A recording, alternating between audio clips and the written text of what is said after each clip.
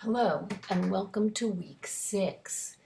This week you'll be reading chapter 10 in your text, as well as submitting our last assignment, Roles of Reading Specialists.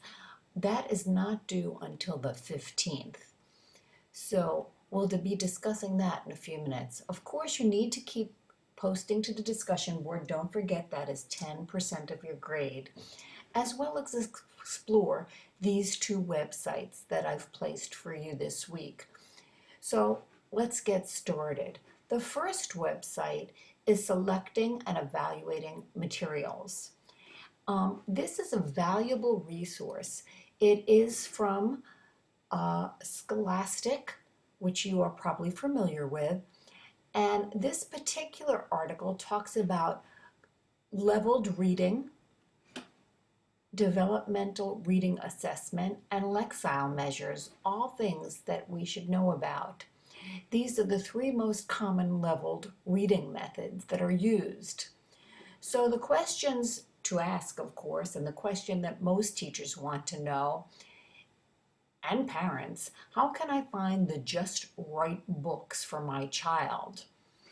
And this is something that you could share with a parent as well. It also provides information on how you can help a child become a better reader and gives a parent and teacher an idea of where a child should be at each grade level. So there is a chart that includes Common Core Standards Lexiles that also can be used and are recommended. And you can read more about the various different resources here, the different grade guides, and of course, some great book list ideas. So again, as I scroll to the top, notice you've got different links. So if we look at books and reading, we start at age 0 and go all the way to 13. Then we've got book lists, recommendations, a book search, and parenting book reviews. Lifelong learning, as well as some videos. School success at the different grade levels, as well as some videos. Always nice, free printables. Blogs if you're interested. And of course, since this is not a free, well, it is a free website, but of course I'd love to make some profit, obviously. There are some items that can be bought, but certainly don't have to go there. Notice you can go into this as a teacher, as a parent, as a kid, as an administrator, for librarians, and so forth.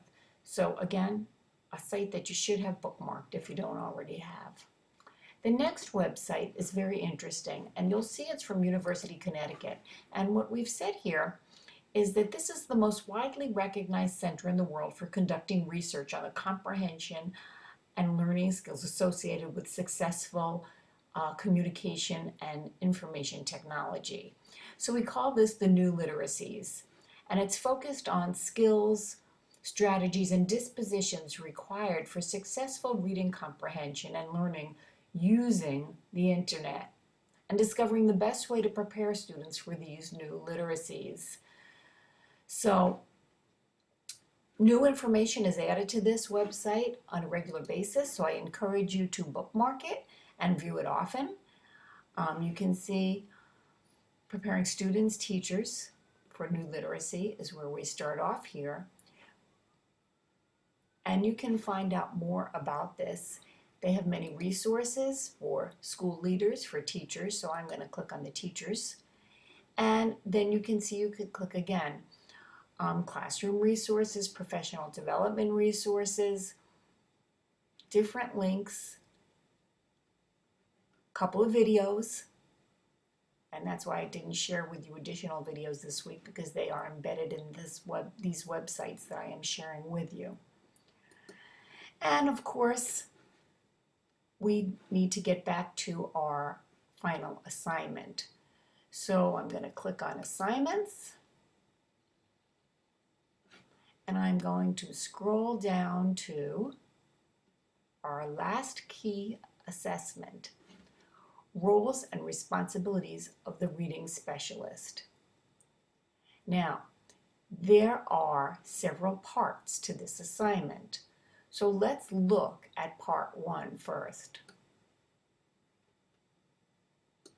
Part 1.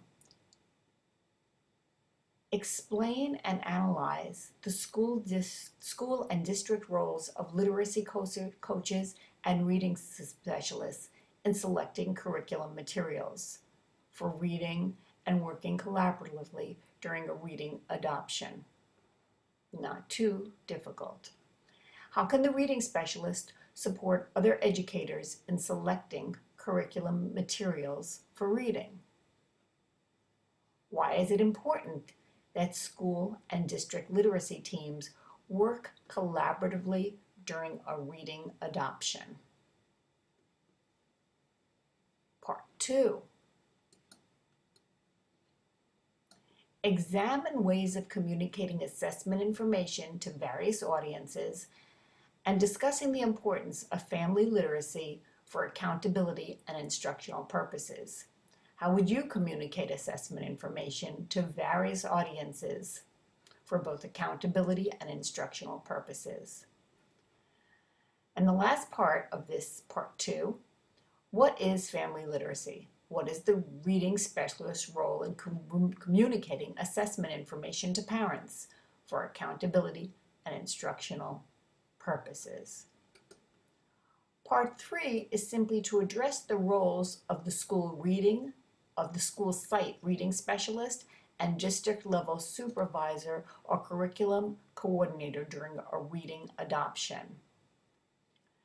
And part 4, address the role of the literacy specialist in communicating the role of teacher disposition and student achievement, designing professional development opportunities, and enabling teachers to become effective in teaching reading comprehension and in conducting in-service or other professional development activities.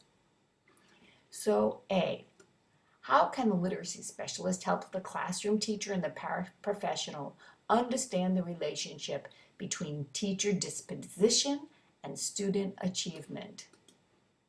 B, explain the purpose of professional development for teachers and how this should be designed for maximum effectiveness. C, what can reading coaches or specialists do to help teachers become effective in teaching reading comprehension? And finally, if you were the literacy specialist, how would you conduct an in-service or professional study group for teachers and paraprofessionals to teach an aspect of literacy? How can you best assist them as they strive to improve their practice? Okay. If you click here where you're going to submit, you can see that this is worth 30 points, due on the 15th. You can view the rubric.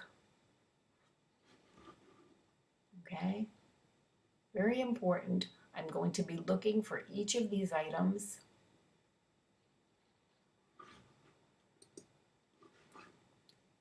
To make sure that they are addressed in your submission.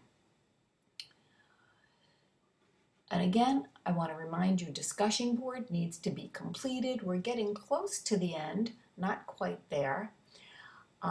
So keep doing the wonderful job that you're doing. Should you have questions or concerns, please contact me. I hope that you are all doing well. Take care.